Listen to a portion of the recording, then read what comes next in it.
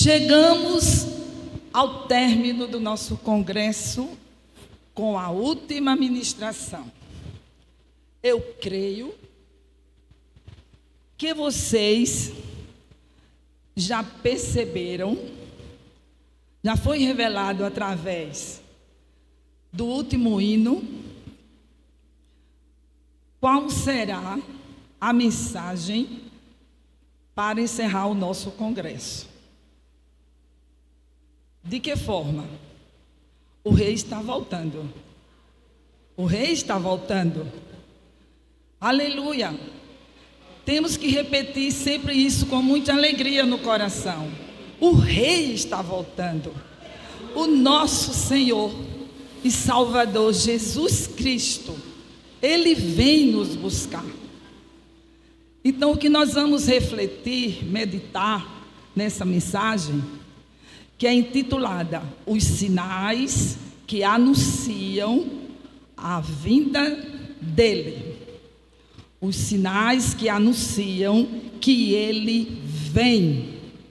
Amém? Durante estes dias, nós somos agraciados com tantas bênçãos pelas ministrações que muito nos edificaram. No tema, para que a casa fique cheia. Com certeza que esse tema e tudo que nós recebemos durante estes dias, tudo isso ficará guardado, não só nas nossas mentes, mas também nos nossos corações. E que nós vamos continuar refletindo, revivendo, buscando ainda mais a palavra. E com certeza o nosso Mestre, o Espírito Santo, vai nos relembrar daquilo que recebemos, do alimento maravilhoso que recebemos durante todos esses dias. Amém? Para que a casa fique cheia, refletindo a parábola do grande banquete. A parábola que simboliza o convite gracioso de Deus. O convite gracioso de Deus para o banquete da salvação, onde? No reino dos céus. Então, a parábola que foi tão bem explanada, todo o fundamento dessa parábola, tudo isso ficou guardado em nós. Até pode parecer que depois a gente vai esquecer. Não. Tem quem nos relembre.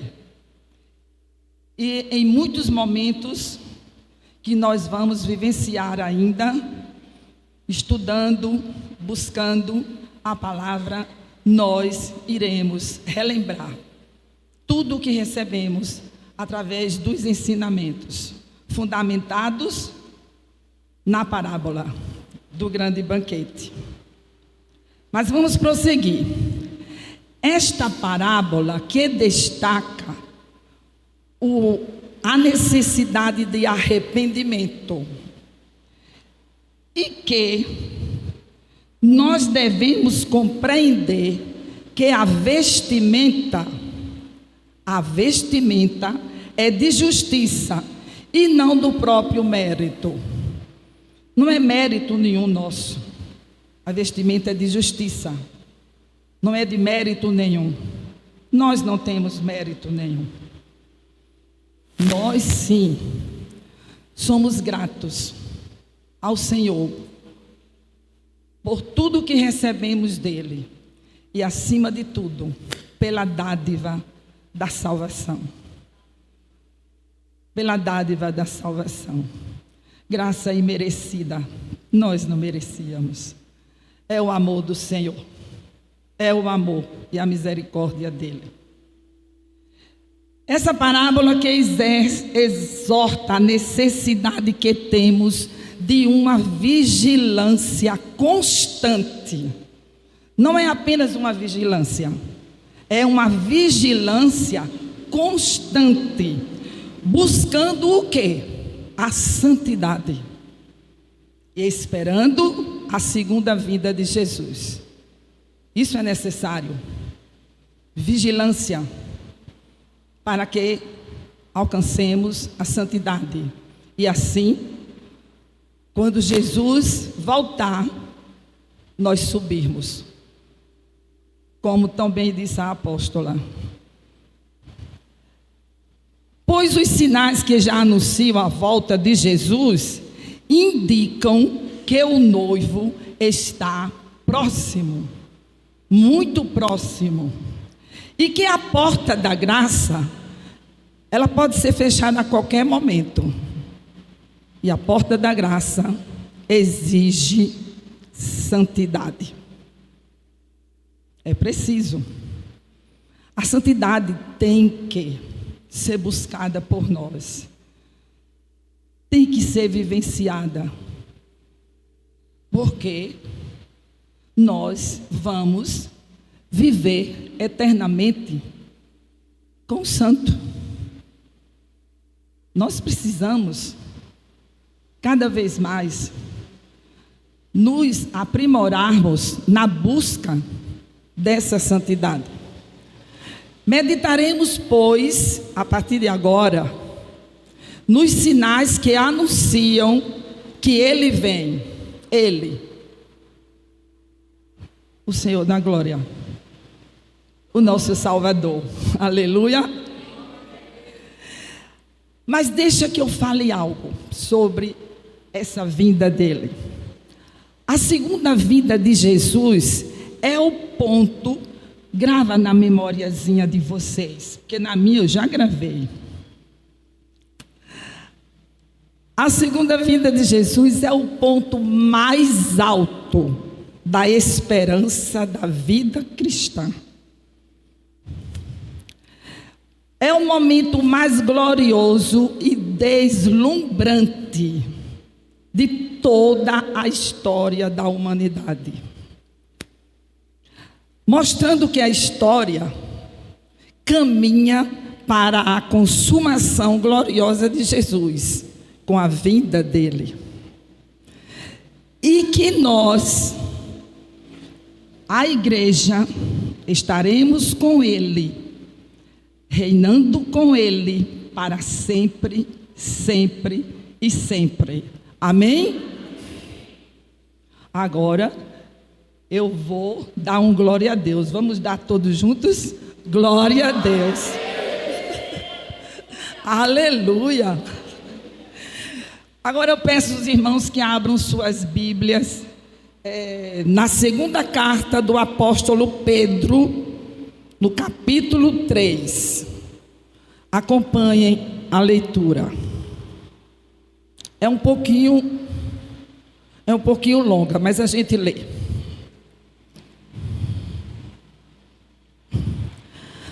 Amados, esta é agora a segunda epístola que vos escrevo.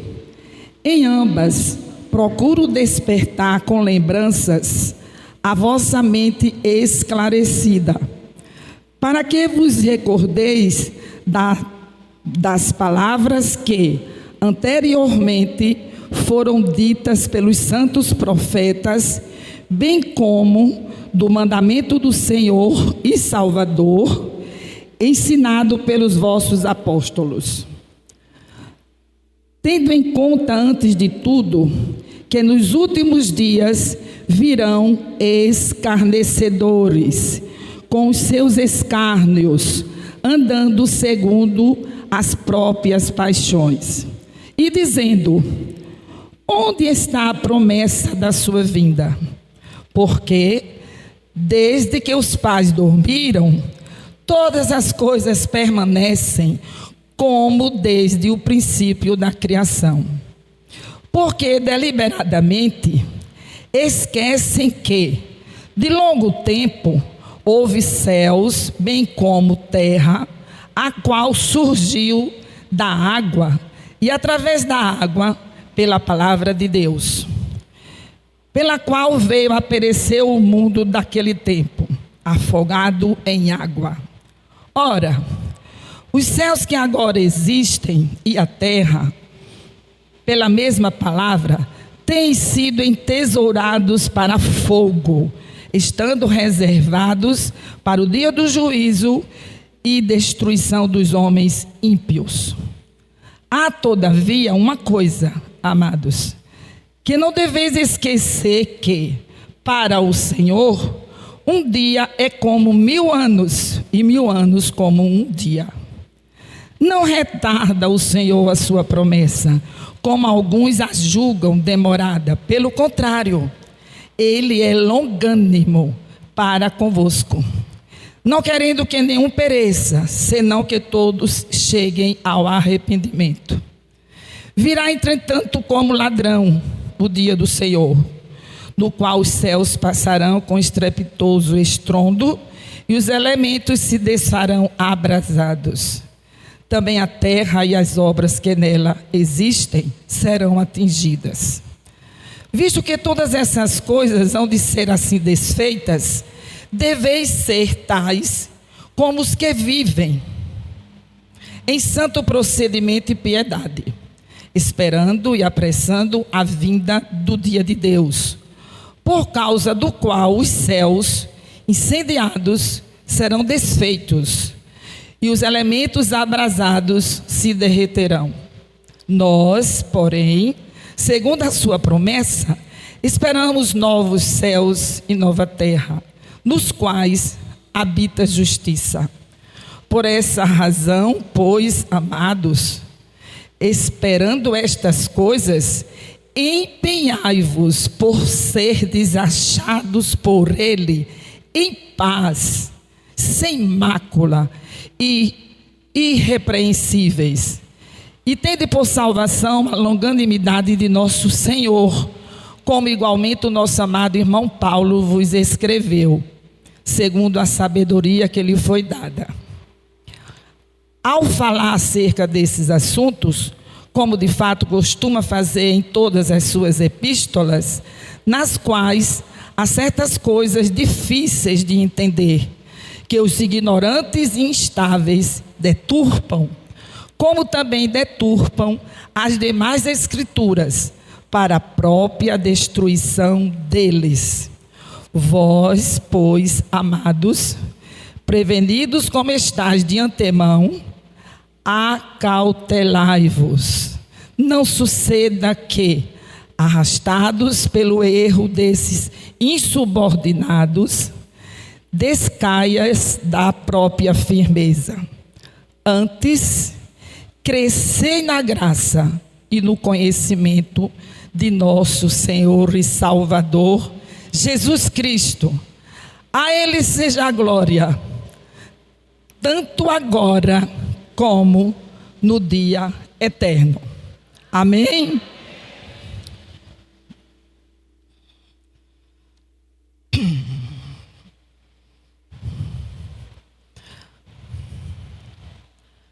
O apóstolo Pedro, nessa carta que nós acabamos de ler, ele procura despertar nas nossas mentes esclarecidas.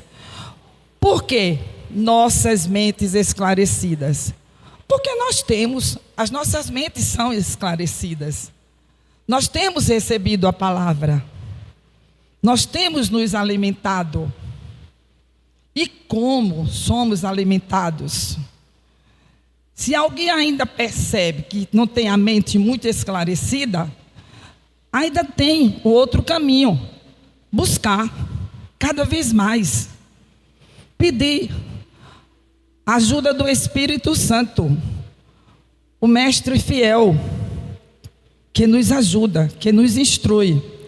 Então, ele procura despertar nas nossas mentes esclarecidas recordações de verdades antigas e poderosas. Como, por exemplo, a verdade que Jesus voltará com poder e glória.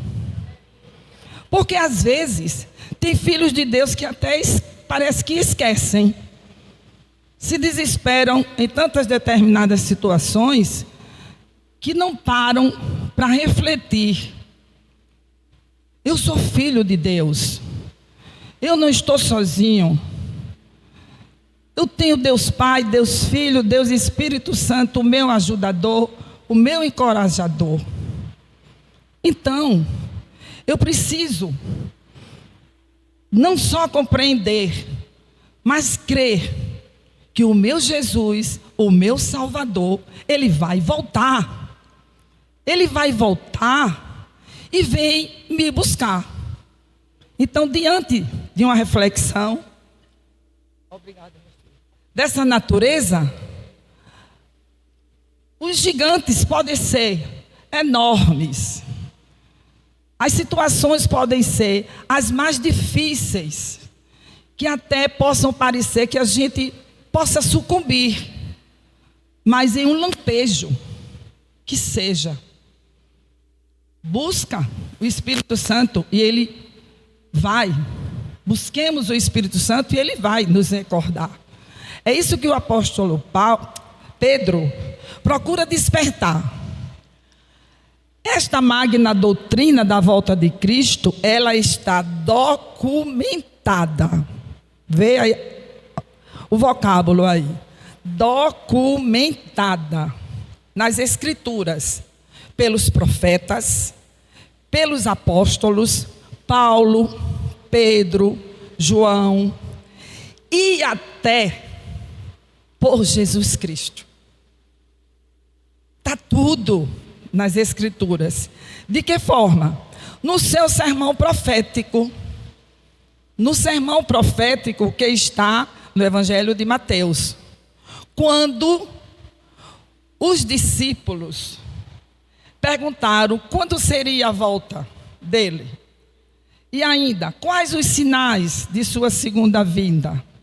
E ainda mais, e da consumação dos séculos? Diante dessas perguntas, Jesus lhes respondeu: haverão muitos sinais, e vedes que ninguém, observem bem, ninguém vos enganem, pois surgirão falsos mestres, falsos profetas, que enganarão até, eu vou repetir, até os escolhidos. Então, falsos profetas, falsos mestres, eles não vão surgir, eles já surgiram, eles estão aí. Então, já naquele tempo, naquele momento, Jesus orientou os apóstolos: vede que não sejam enganados. E nós sabemos que a palavra de Deus, ela se renova a cada amanhecer. Então, o ensinamento de Jesus não só foi para os apóstolos, é para nós hoje e será para todos sempre. Haverão guerras, terremotos, pestilências, e o amor de muitos esfriará. Mas vamos pensar em algo que nos dá um ânimo. Mas o evangelho da salvação será pregado em todo o mundo. Em todo o mundo. Então virá o dia do Deus eterno. O grande dia do Senhor. Esse dia vai chegar. A palavra de Deus é una. Ou seja, é única. Sobretudo quando trata da segunda vinda de Jesus.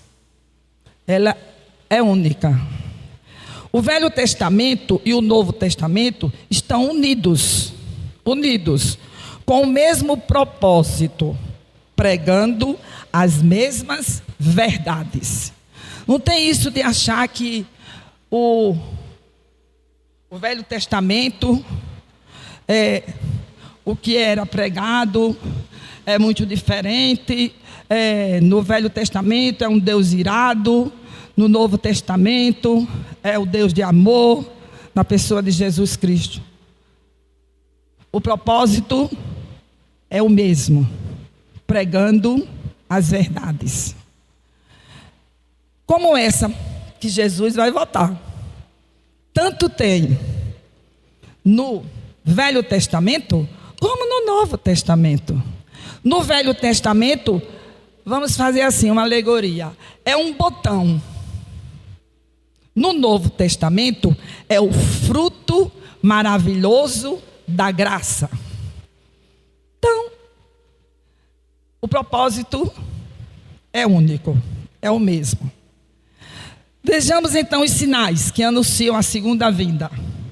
São muitos. Vamos lá.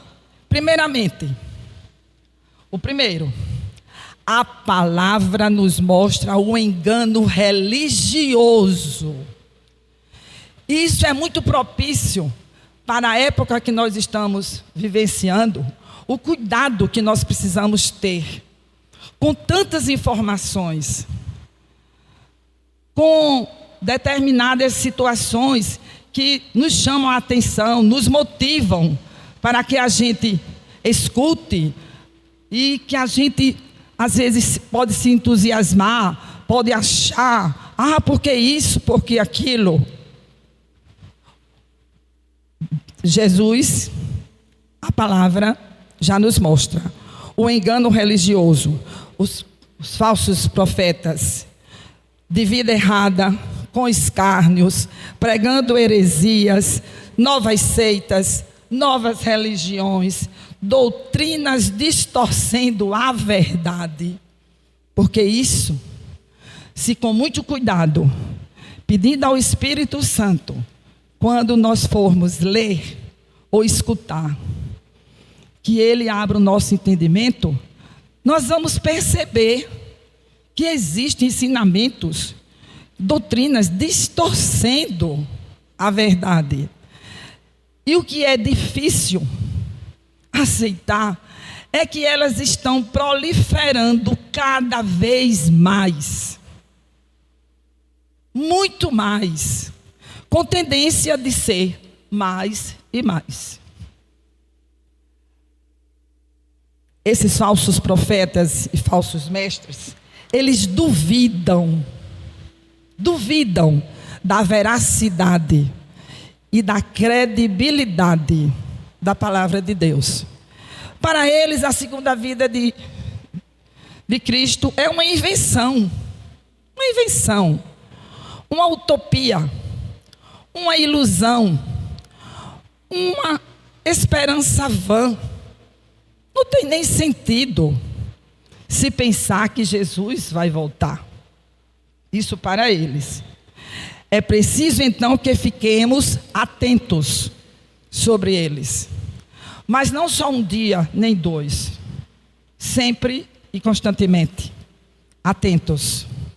Porque vejam que Jesus respondeu para os discípulos: vedes que não sejam enganados. Porque até os escolhidos podem ser enganados. Ou seja, aqueles que têm recebido a palavra, o alimento santo. E entre esses, nós estamos. Então, é preciso ficar atento. Aí, acautelai-vos, o apóstolo Pedro disse, dos falsos mestres. É a palavra quem nos ensina. A palavra que pelo seu poder criou o mundo, trouxe juízo pelo dilúvio e trará o juízo final.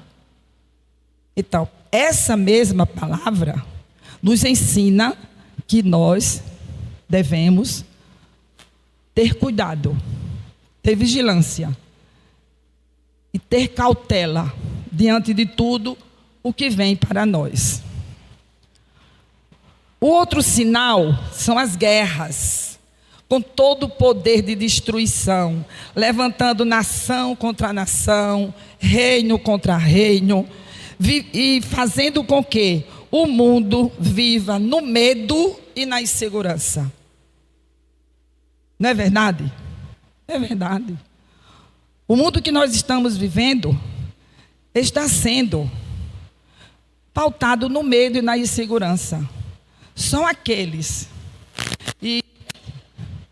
que nós estejamos nesses aqueles que verdadeiramente têm a fé em Cristo Jesus e que nós sabemos que o Senhor tudo vê e que está tudo no controle dEle.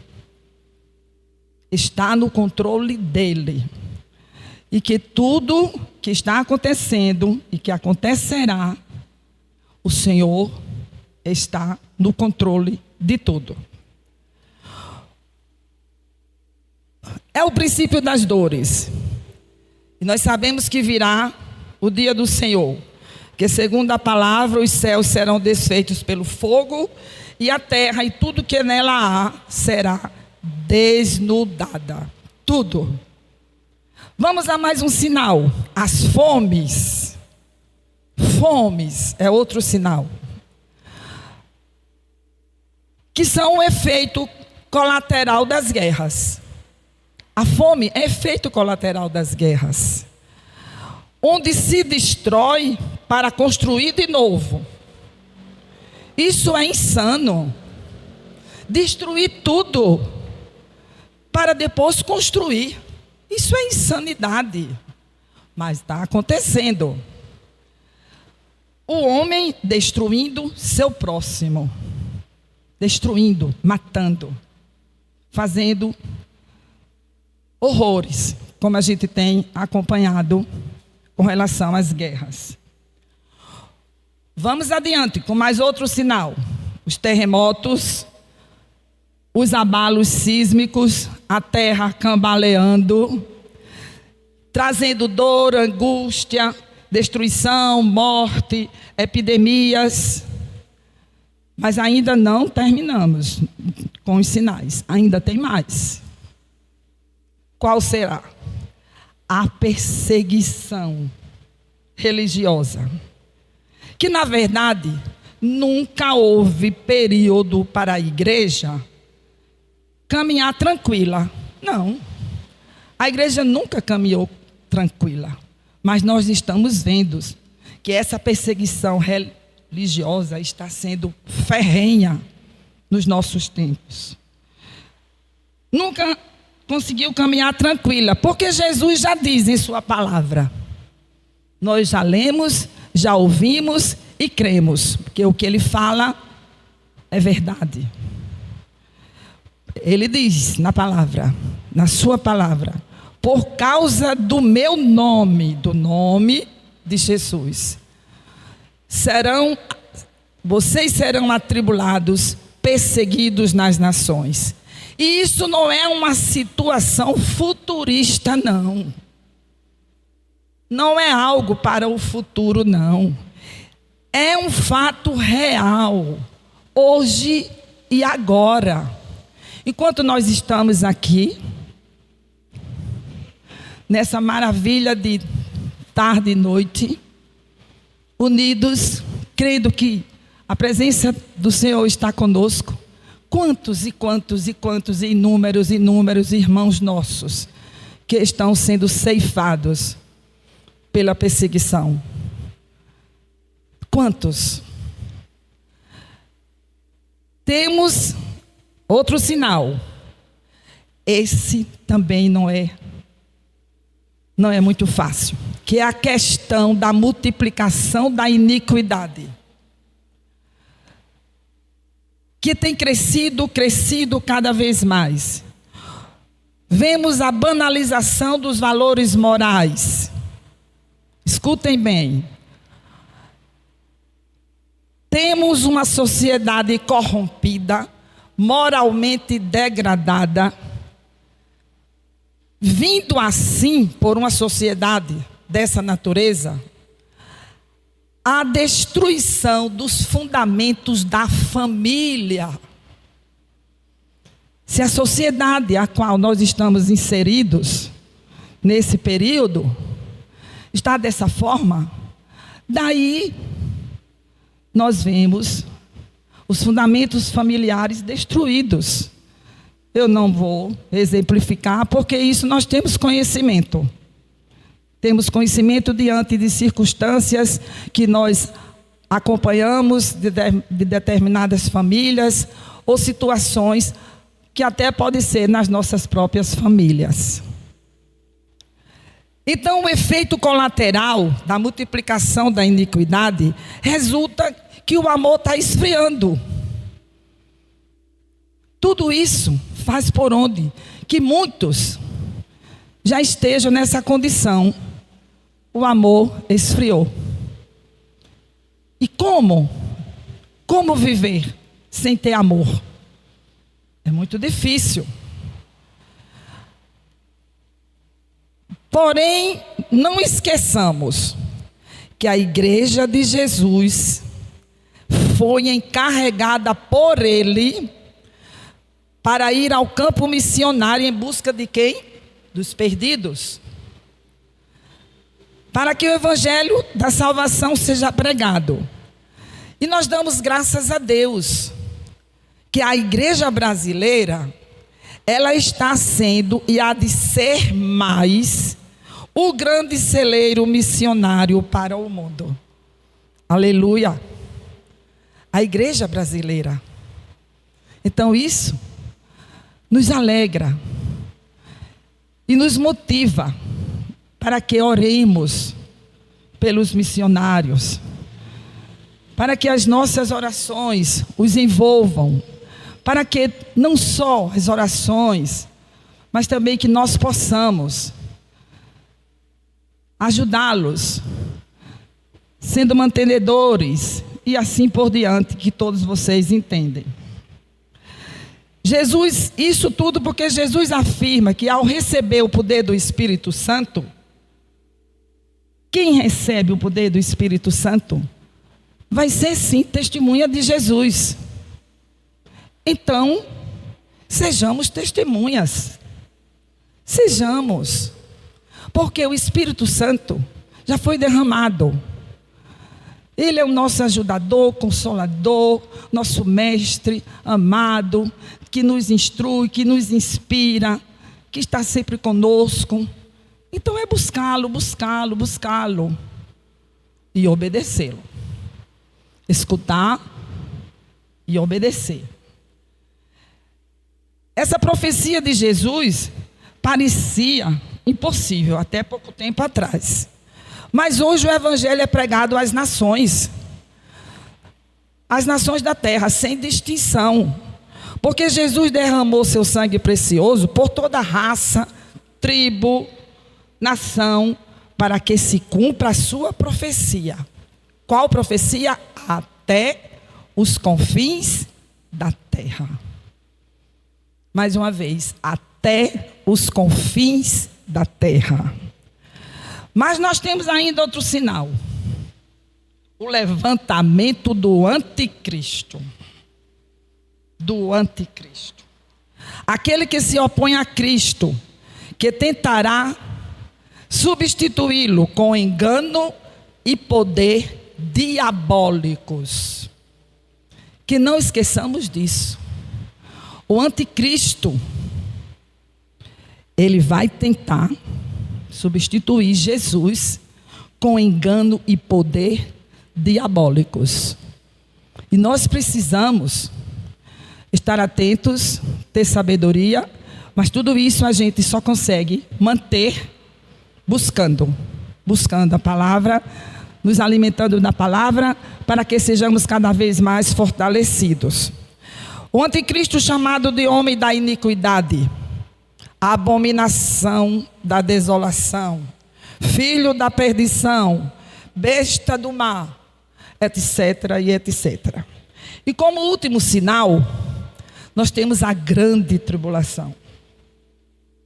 Período de sofrimento, perseguição, dor, angústia. É o tempo do juízo, para que seja estabelecido o reino de Deus. Mas nos alegremos. Mas diante de tudo isso, nós vamos nos alegrarmos? Sim, nos alegremos. Jesus voltará. E como ele voltará? Nós sabemos que ele vai voltar. E como? A Bíblia afirma que ele vai voltar de forma visível, gloriosa e inesperada. Visível, gloriosa e inesperada. Acompanhado por anjos para o encontro com os remidos. Visível, pois todo olho o verá. Apocalipse 1:7 diz: até os que o transpassaram, até aqueles verão. Sua vida será repentina, como um ladrão, sem data marcada, sem dia óbvio, ou seja, sem aquele dia preciso. Não, de forma alguma. Só o Pai sabe. Então, mas ele vai vir assim, de forma repentina. Sua vida será também audível. De que forma? Com a voz do arcanjo e o som da trombeta, anunciando que Jesus está descendo e que ele está voltando. Também será vitoriosa. Vitoriosa. Jesus virá como rei para julgar, estabelecer seu reino e derrotar o mal, todos os inimigos aos seus pés, e se assentará no trono e julgará as nações com juízo e salvação. Juízo, condenação para os iníquos. Salvação para os que o esperam. Nós o esperamos. Amém? Aleluia. Nós o esperamos. Nós cremos que ele vai voltar, que vai vir nos buscar. Então virá novos céus e nova terra. A criação será renovada, eliminando assim a morte, a dor, o pranto. E os remidos viverão na presença de Jesus. Na presença de Jesus. Mas há quem pergunte, até crentes fazem essa pergunta, que eu vou falar agora. Onde está a promessa? E por que demora tanto? Vocês já ouviram algum irmãozinho, alguma irmãzinha fazer essa pergunta? Eu já ouvi muito. Mas presta atenção, eu não estou dizendo que foi daqui não, viu? Eu já ouvi muito. Muito. Onde está essa promessa? E por que ela não vem? E por que demora tanto? Ele não é poderoso? Não é ele o Rei dos Reis? Não é ele que vai julgar?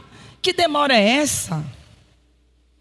Esquecendo que precisa preparar-se, como a apóstola pregou, tendo azeite, né, minha amada? Então, o apóstolo Pedro responde: não retarda o Senhor sua promessa. Ele é longânimo, pois ainda há os que precisam ser alcançados pelo evangelho da salvação. O Senhor está dando oportunidades. É certo que os campos estão brancos. Os campos estão brancos. E Jesus nos ensina em sua palavra. No evangelho de João, não precisa vocês abrirem. Eu só vou ler, é só um versículo. No evangelho de João 35. Ele respondendo: não dizeis vós que ainda há 4 meses até a ceifa?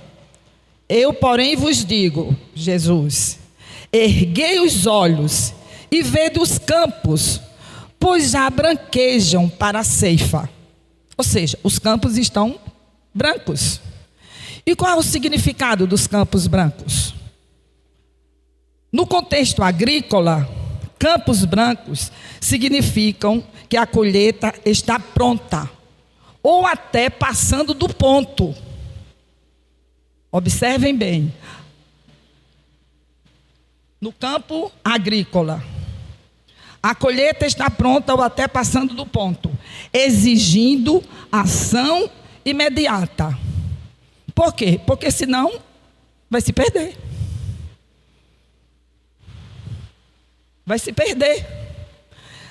Na aplicação espiritual, Jesus usou uma metáfora para ensinar que o tempo de evangelizar é agora.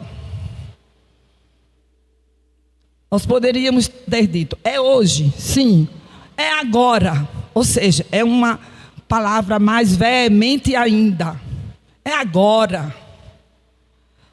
Os campos estão brancos, é preciso pregar e colher frutos para a vida eterna. E, como cristãos, precisamos agir de que forma? Com coragem e amor. Quem serão os ceifeiros? Os anjos? Nós, os filhos. Concluindo com essa reflexão, que Jesus está voltando, pensemos no seguinte: estamos prontos? Estamos prontos? Estamos preparados para o dia do Deus eterno, o grande dia do Senhor, quando Jesus vai descer para o encontro com os remidos, que nós sabemos que os mortos ressuscitarão, tudo aquilo que nós já temos aprendido bastante. Então, estamos prontos? Sabemos que o tempo urge. Sabemos, cremos que a cada amanhecer uma nova esperança.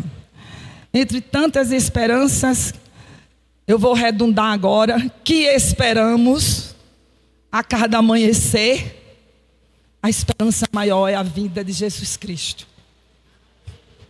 É a vinda do nosso Jesus. É a vinda do nosso Salvador. Porque nós só conseguimos, eu penso assim, nos meus 77 anos. Mas eu não tenho 77 anos assim, eu tenho cronologicamente. Quem for bom na matemática me ajuda aí. De 45 para 77, 32 anos, né? Errei? Não. Né, pastor Robson? 45 com 32 dá 77 na minha mente aqui. Então, eu só tenho 32 anos. Porque a contagem do nosso tempo é quando nós demos o sim. Eu costumo, quando eu converso, quando eu levo o plano de salvação, quando eu evangelizo, quando estou com meus filhos, com meus netos, com meus irmãos, com sanguíneos, eu costumo assim, eu começo a falar sobre isso que eu acabei de relatar, mas eu me emociono muito pela gratidão imensa que eu tenho de Jesus dizer, vem. E eu quero crer, e por que não dizer, ter certeza, que isso não só acontece comigo, deve ser com cada um de nós.